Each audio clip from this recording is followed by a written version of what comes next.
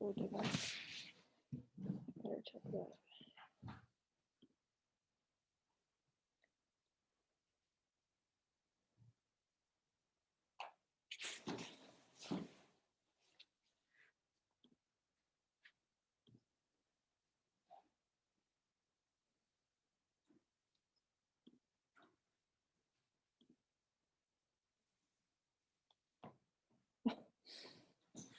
It keeps freaking out for a while.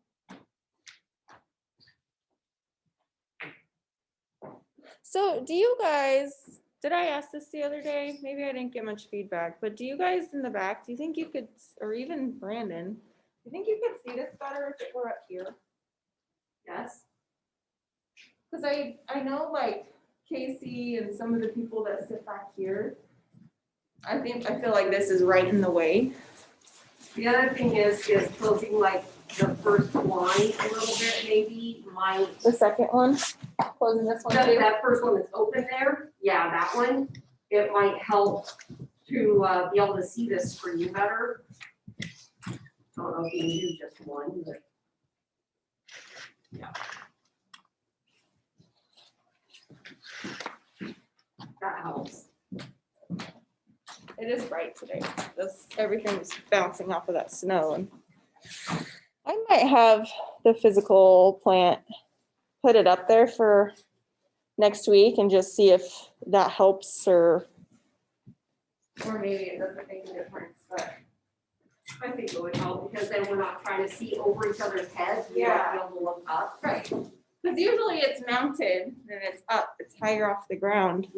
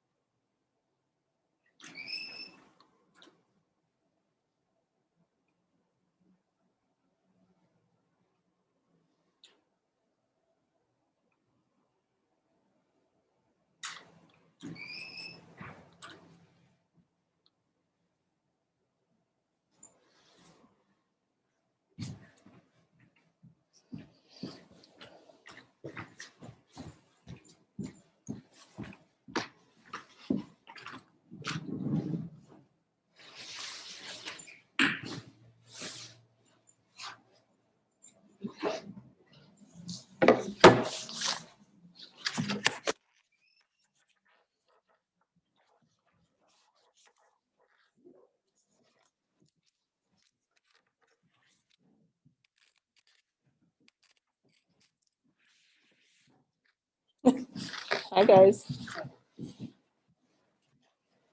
Steven, you're up front. Oh, you look different up here. Just kidding.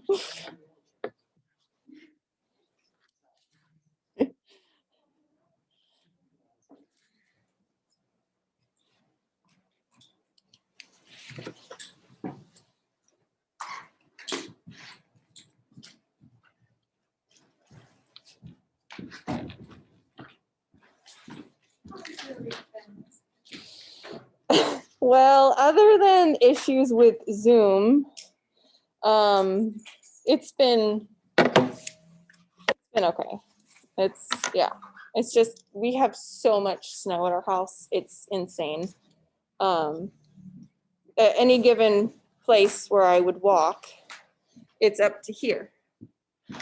So thankfully my husband was out yesterday with the tractor and got things kind of situated. But just like doing chores takes a lot out of you when you're like trekking through that much snow. Okay, I should have more participants in this. I'm ready for spring though.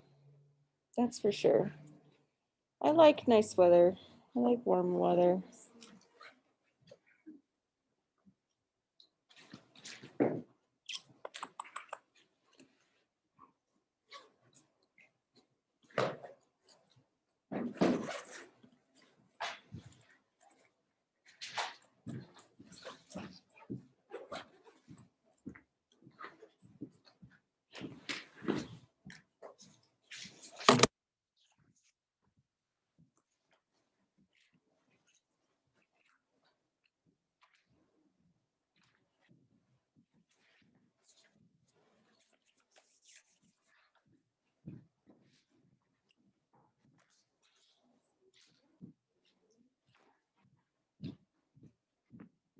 Monday the 22nd must be.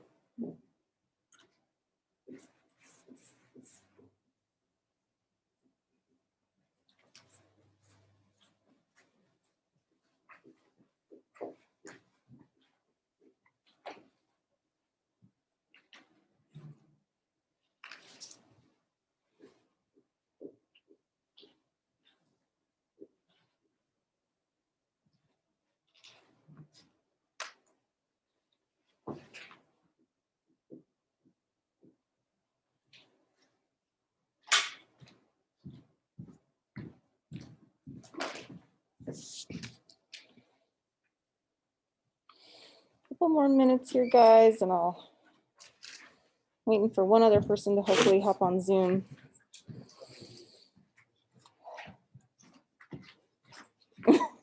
Chantilly is excited.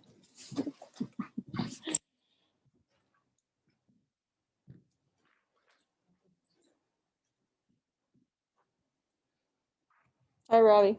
Hi, how are you? Got your lunch? Yeah. Nice.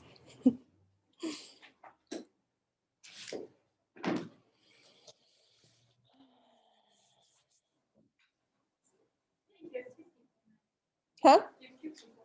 I do. I'm waiting for one more. We'll see. I It's was just, early today. huh? I was early today. You are, yeah. It's good. We have a few people missing though. Today will probably not take the whole time. Once we start these next, any of the chapters about the fitness components specifically, they're pretty short, kind of short and sweet. They just go over some of the, different exercises or assessments you might do and the prescription and why it's good, etc. So they're not terribly long chapters. There we go. Okay. Got people in here.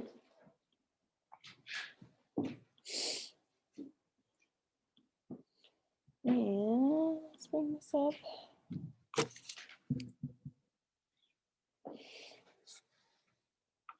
So again, I just want to say how awesome you all did on the first exam. I was really impressed, really happy. I think it's just overall, it's a really strong class. You guys are a good, strong bunch and appear to be very studious and concerned about your grades. So that's great. Let's keep it going. Make sure you still come to class if you can. I tell you, as soon as you get disengaged, it will impact your grade for sure. Looking into next week, as my note says over there, we are going to meet on Tuesday over in the Ox Gym. Okay, does everybody know where the Ox Gym is? Be honest if you don't. I don't want you to be wandering around campus trying to figure out. If you know where Activity Center West is, okay, So the front of the building that you drive by on, is that 7th Street, 8th, 5th Street? 7th Street. Somewhere. It's one of those. It's this one right down here and to the right, right? Where you see the baseball field. That building right there, this side is the activity center. Well, the other side of it, the west side, is the activity center west side. And the aux gym is on that side, all right? It's right next to the recreation desk or student intramurals, if you are involved in intramurals at all. It's right there. It's also right next to our division, so the movement and sports sciences division kind of suite. It's right next to that, all right? So if you don't know how to get there, please email me or talk to me after class, and we'll make sure that you know how to get there. You do need to be dressed down, okay? Meaning wear clothes that you can be physically active in. We're going to be doing some sit-ups, well, curl-ups, push-ups, and those body weight squats. And then I'm going to piggyback that with our flexibility lab, which will be doing some proprioceptive neuromuscular facilitation stretching, so PNF stretching after that. So you might want to wear things that you're comfortable being limber in, okay? So we're going to do that on Tuesday. And then Thursday, we'll be back in here and we'll move on to the neuromuscular fitness component, okay? Okay, questions about anything? What do you have due on Sunday? Is it 2 quizzes this week? 2 quizzes this week. Okay. Sometimes there's 1, sometimes there's 2, just depending on. Yeah. Yep. Yep. Okay. So when I got cut off on Tuesday, we were talking about repetition velocity and how it's important to replicate repetition velocity in the training room compared to try to replicate that as to what you're doing on the field or in the court, whatever it is.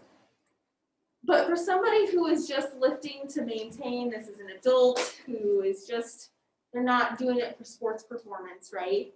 The goal here is to lift at a moderate speed. So the speed for the lifting phase, which would be the concentric phase, is going to be about 2 seconds. And the lowering phase, which is considered the eccentric phase, is going to be 3 seconds, right? So a total about a 5-second lift there. Rest periods, this is really important. It's actually critical that when somebody is working out, they're doing their strength training, that they're very cognizant of how they're lifting and what energy pathways they are tasking, because the energy pathways are then going to be replenished or not, perhaps, based on the amount of rest that they are allowed. Okay, so for instance, if you are tasking the phosphocreatine energy system, where that's pretty much the creatine that's stored in your muscles, very quick anaerobic, quick short burst type of activity. If you do that for a certain amount of time, you need to give that kind of 2 to 3 minute period to allow that phosphocreatine to replenish, okay? On the other hand, if we are looking at lifting lighter weights, longer duration, now we're lifting more so for endurance and perhaps tapping into different forms of glycolysis, then we don't need as much time because that ATP is going to continue to make itself, right? We're still going to have ATP being manufactured. So again, for anything that's heavier, we need to have longer rest periods, 3 minutes. Things that are lighter weights, lifting more so for endurance, we're looking at that 30 to 60 second kind of in there, okay? The cool down, you guys already know what this is for, right? This was one of those questions we asked in class, and then you saw it for sure on the exam. And again, this is just to make sure that we kind of bring that intensity down to moderately, not quickly. Make sure that we bring that heart rate back into normal rhythms, not having any negative impact on the heart rate. as well as to make sure that we don't have a drop in the blood pressure by blood pooling up in the legs, right? This could be static, this could be dynamic. A lot of people, you know, if you lifted upper body, and you're probably gonna follow that with some static stretching for the upper body, and that's perfectly fine. And we'll talk a little bit about the proper way for stretching, technique and form, etc., like that on Tuesday. This is just kind of types of resistance training. It's a comparison, and some of you guys way in the back might not be able to see it, but just talks about the cost, the portability, the ease of use, muscle isolation versus, you know, are you talking about a single joint exercise or is this a multi-joint exercise? The functionality, exercise variety, space, requirement. It's just a comparison. And I would say just to review that for your own purpose. This isn't nothing that you need to have memorized for a test by any means. But somebody might ask you a question at some point about, hey, why is lifting just with body weight great?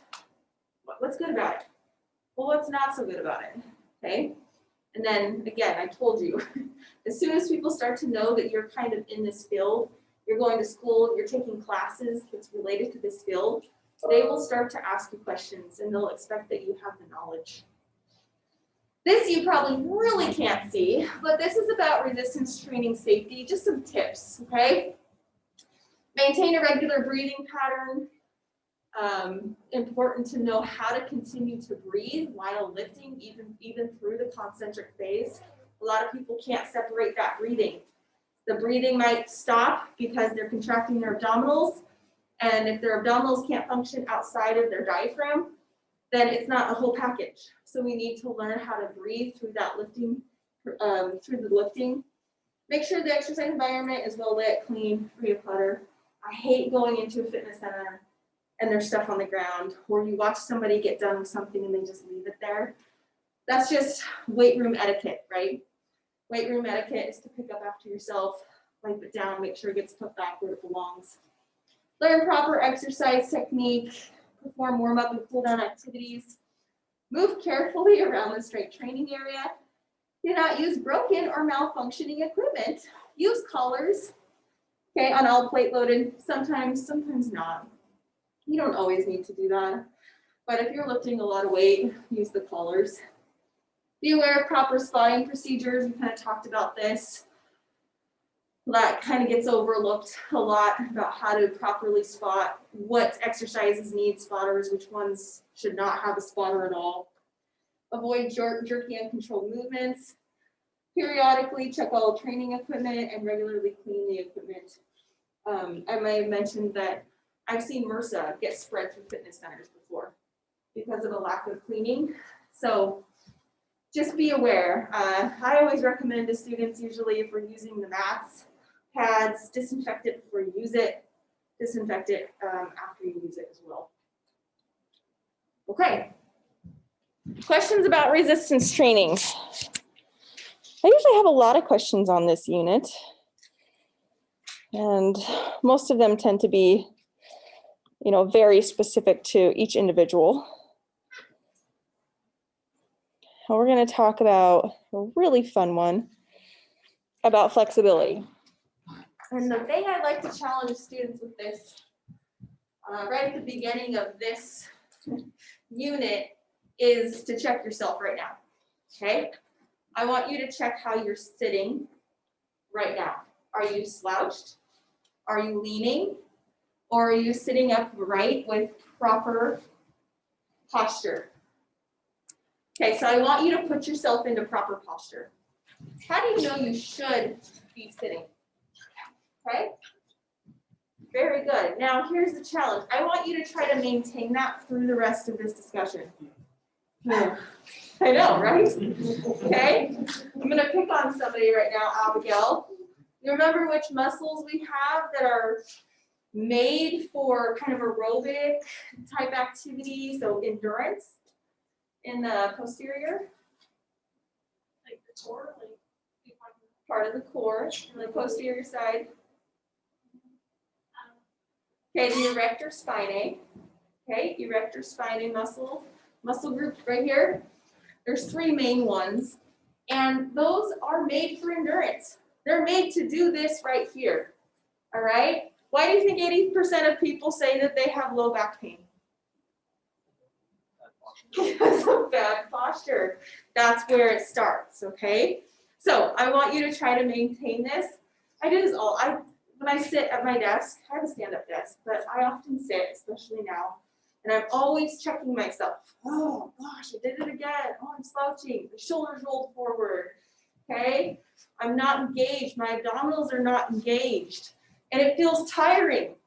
But your muscles are actually, the majority of those core muscles are made for endurance. So they are made to keep you upright and hold you upright the way that we're supposed to sit. Flexibility, okay, it's the ability to move a joint through its full range of motion. Ability to move a joint through its full range of motion. That means if you were talking about a ball and socket joint, right, we can do a full circle. We're talking about a hinge joint. We can go through flexion and extension, okay, full range of motion. We start to lose our range of motion the more that we are inactive. So the more sedentary a person is, the less often they ask the joint to move through its full range of motion, and the more that joint starts to break down and doesn't want to move through that ROM anymore. Influenced by several factors such as age. Why do you think age affects flexibility? Not as actively. Okay, like I just talked, you're not as active, right? You're probably becoming more sedentary. What else do you think of? What? Our strength leaves as we get older, after we're 30 or so. Casey, can you say that again? Didn't you say our strength leaves kind of like slowly degrade after we Okay. get older? So we have atrophy, sarcopenia, and part of the muscle physiology is that we have less elastin. So your muscles actually, as you age, become less elastic, okay? Tapping directly into not being as flexible. Sex, okay? Females tend to be more flexible, but actually males tend to be more flexible in the trunk, okay? Females tend to be more flexible. We're talking about hips, shoulders, and the scapulothoracic. Males tend to get kind of tight in the scapulothoracic areas. Joint structure, that can change as you age as well. So again, the less active you are, the more those surrounding tissues, protective cartilage, etc., they're going to start to break down, and your range of motion is going to be limited because of how the structure of the joint has actually changed. You also usually have less synovial fluid surrounding those joints as you age, so it can become very uncomfortable. The joint can become inflamed. You could be diagnosed with osteoarthritis or arthritis. So joint structure is important. But tapping in back to sex, because of joint structure, it's often why females are more flexible, okay? Wider hips, for example. And then that physical activity level, which we've mentioned kind of throughout all three of these. Let's see. I've talked about all this. This says flexibility typically decreases with age, resulting in significant changes in the neck, shoulder, and trunk region. This is what happens, okay? This right here, this hunched shoulders curl, all right?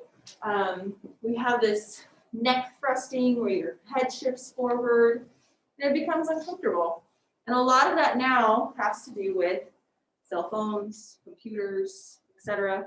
You're always looking at them, so your neck is always thrusted forward, and your shoulders, unless you're thinking about it, are always rolled forward. So long periods of doing that causes a chronic change. So what are some of the benefits of flexibility? Active people have great flexibility in the joints, right? They do. So overall, again, those activities of daily living are going to be easier. You can walk up the stairs easier because they have the range of motion that they need. Might enhance certain skills that require greater flexibility. So let's say you are an athlete or you're working with an athletic team. If you were to take time to work with that athletic team on their flexibility, Flexibility can actually be related to enhancements in running stride, running frequency, etc., which might then cause a change in overall time that an athlete can complete a task. Yes. Is that the reason why some of like football players, baseball players that take dance class do better? Dance, yoga, a lot of kind of like that cross training because they're wanting to get, maybe because they want to be more flexible. And a lot of that flexibility isn't built into their program. May experience relaxation or stress relief. That's very true, okay?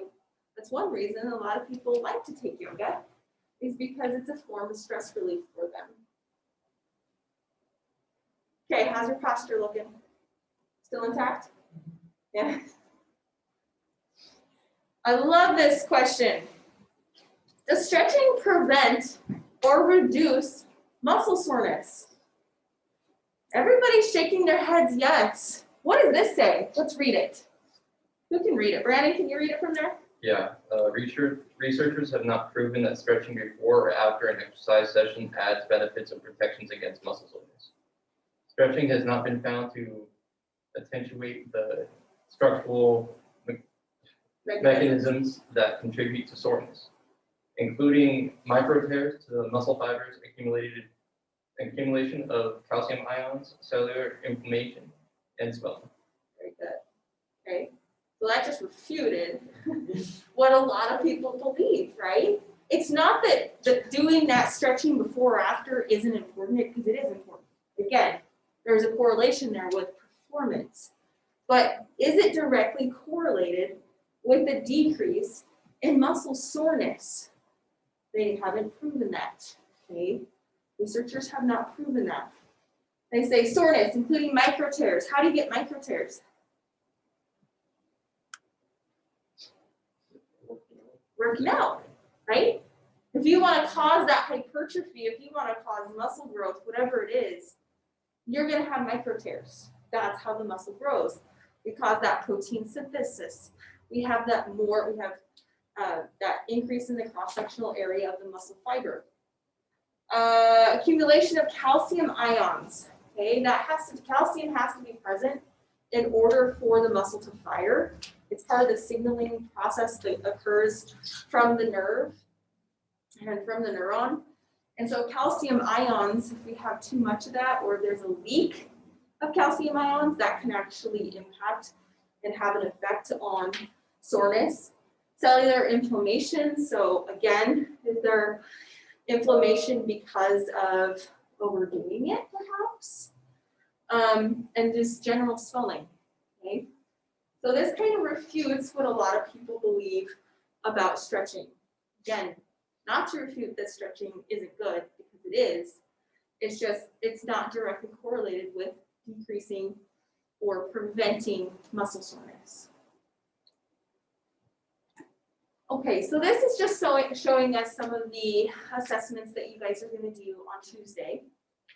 This one is obviously for you. Does this look familiar to most of you guys? Probably done that one before, okay?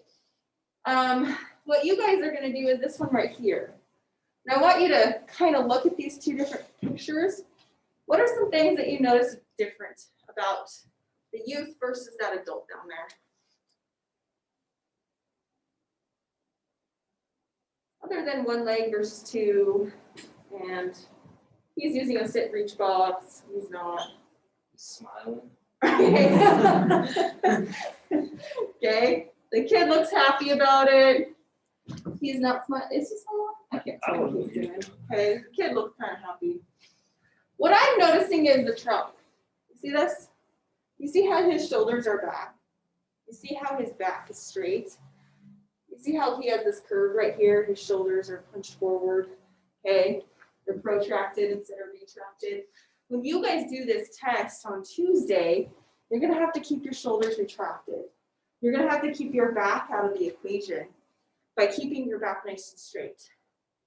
You remember, I think one of the first days of class, I had you stand up and asked you to reach over and touch your toes. And then I asked, now do it without bending your back. And you guys were like, oh my gosh, that was different. That was harder. That's taking the back out of the equation. This is for scapulothoracic flexibility. We'll do this one as well. Just looking at the difference, are you able to touch your fingers together, or how much distance is separating them? Usually, you are going to be more flexible on one side than the other. Might be a dominance thing, dominant versus non-dominant, but we all have asymmetries, right? If we look at each other, we all look symmetrical. Okay, does my right and left half look the same? Hopefully. Nobody's answering. Okay, hopefully they look fairly symmetrical. And that's how we were built. But physiologically, internally, I might have some asymmetries, right? When I was in college, I was a jumper, so long jumper and triple jumper, and I was right leg dominant. Okay, right leg dominant. My right leg is still to this day stronger than my left leg. That's an asymmetry.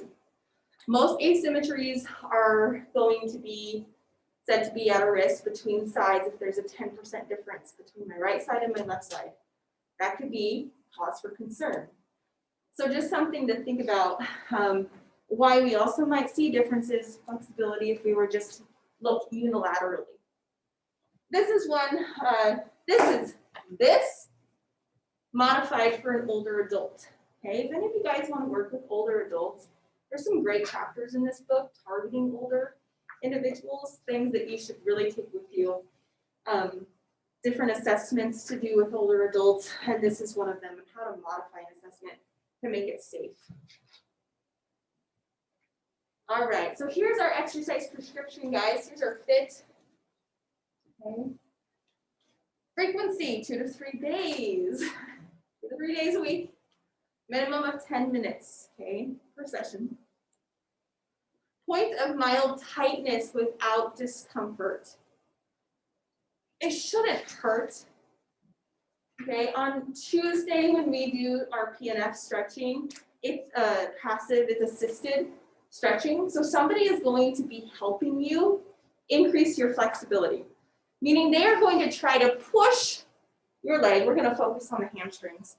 We're going to try to push your leg a little bit further to make it go a little bit farther, to make you get a little bit more flexible. And we just need to be careful that we're not making that person hurt, okay? If their legs are shaking like this, okay, you probably need to stop and give them a little bit of a break. Time, this is 10 to 30 seconds, so depending on the stretch, 10 to 30 seconds is about the duration you would be looking at.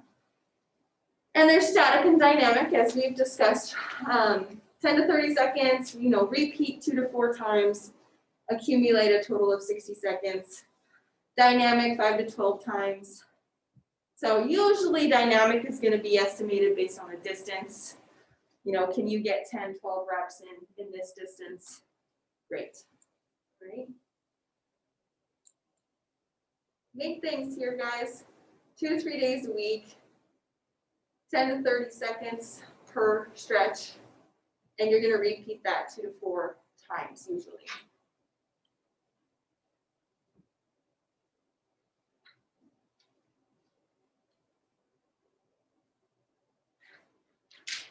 Okay, how's your posture look? I see some people still aren't going to make it. You're doing great. Here are some stretches to avoid. Again, some things that we've talked about. That standing toe touch, reaching over, bending the back. This is especially dangerous for somebody with like a herniated disc, okay? So this is something to avoid because it might actually strain that lower back. And if it's somebody with a herniated disc, it's going to cause them even further injury. The hurdler stretch, I'm sure some of you guys have seen that or have done it before, but it does put strain on this bent knee right here. Knees, they don't really like to go that way, okay? This is trying to move the knee far medially, and it's uncomfortable. And so it puts strain on some of those ligaments. Over-rounding of the back in general, okay, kind of taps in again. Hyperextension of the back. You want to try to avoid hyperextension of the back in general. It's not going to stretch your abdominal muscles or anything like that. And it, because of that compressive force that you're adding to the spinal column, it can generally cause more pain than it does good. And anything circle with the neck has really, you've really moved away from that, okay? So it used to be, I remember like being in PE class when I was young, and we would get in our circle and we would do our stretches and we would do our neck circles, you know, everything was a circle. Well, we've moved away from doing a full neck circle. Now it's just side to side, right? You can add that arm to get a greater stretch. But we don't want to do anything that causes any hyperextension of the neck. Just like we said, avoid hyperextension of the back. Just in this example of a progressive static stretching program and a dynamic stretching program. These are great too if you're new to exercise and you're thinking about how to create a warm-up or what you should include in the warm-up. These are great because it gives you kind of a full rounded, full body stretch prior to, okay, dynamic or static or post. Sorry, I'm having a hard time breathing today. Sometimes my stomach feels so big that it's just hard to breathe. Okay, that's short, right? Yeah. Very short. You guys want to Kahoot and then you'll actually get out of here super early. I know. What are you going to do? I have it pulled up right here.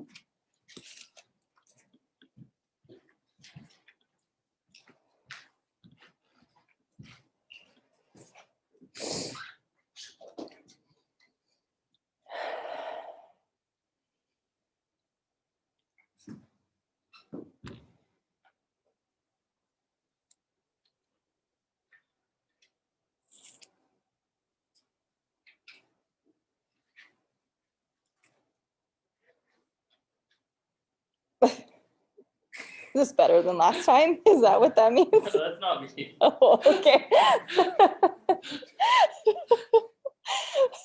There's no competition here. No competition.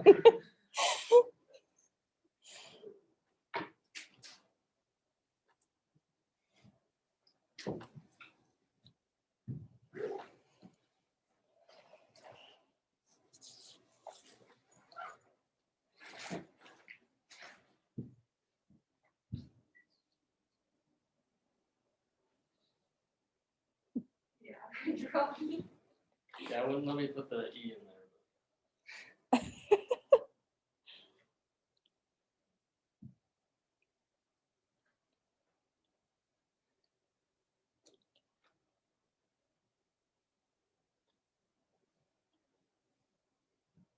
17. Only missing one person. There we go. Okay, you ready?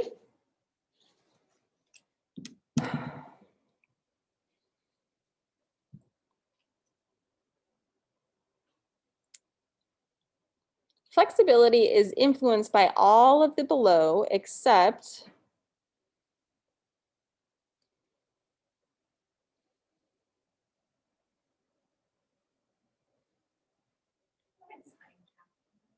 Who's that picture? you don't know who that is. No. Oh my gosh. Please tell me somebody in here knows who that is. And of course his name just popped out of my head. It's Simmons. Thank you, Richard Simmons. You guys are so young.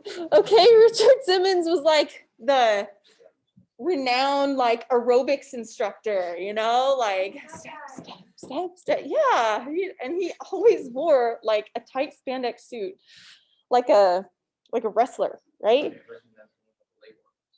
Yes, yeah, and sometimes he would use like a wand with like, it was just like, wow, that's so cool. Okay, guys, correct. VO2 max. What is the VO2 max? And use. Okay, very good. Ice at the top. True or false? Flexibility typically decreases with age, resulting in significant changes in the ankle, hip, and pelvic regions.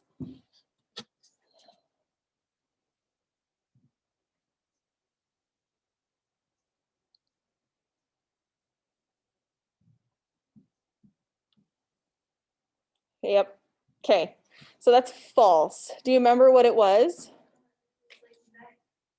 Yep. Neck, shoulders, trunk. Okay. This area up here is where we're really seeing those changes. That's why you see a lot of older people, and how are they walking? They're walking like this. Okay. Also, why I'm tasking you to keep your posture up so that as you age, you don't start to walk like this. Because again, those muscles are made to keep you upright like this. Kels to the front. 3, true or false, a person may experience relaxation or stress relief from participating in flexibility focused exercises.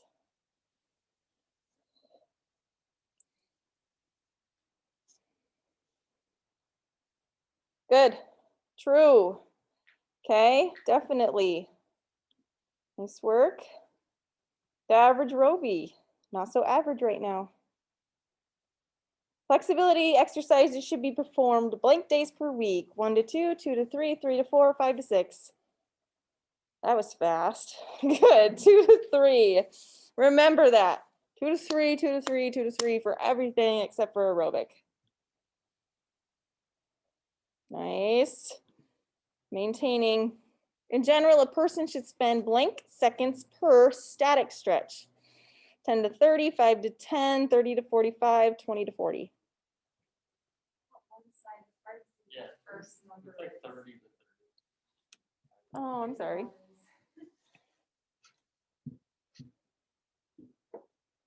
There you go. Yep. Good job, guys. 10 to 30. Okay. Where's the better Bobby at?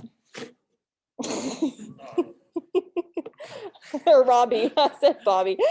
Where's the better Robbie at? A standing toe touch is a safe stretch. True or false?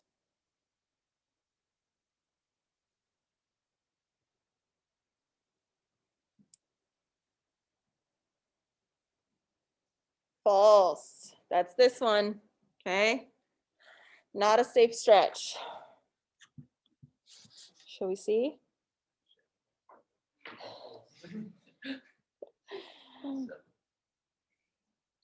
Bob, what's poppin'? And victory is yours. Runners up, Ice and Tonka. Okay, guys, that's all you're taking in for this week. Muscular and flexibility. Go ahead and read them if you haven't. Take your quizzes.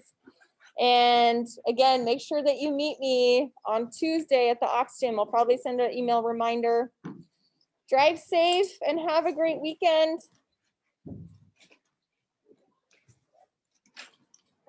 With like next class, I can't like do any push-ups or anything because I had surgery on my shoulder. Okay. So I can do like stuff that doesn't like put pressure on my Yeah. shoulder or things like You that. can do the other two then. Okay. Okay. Sweet, thank you. Yep.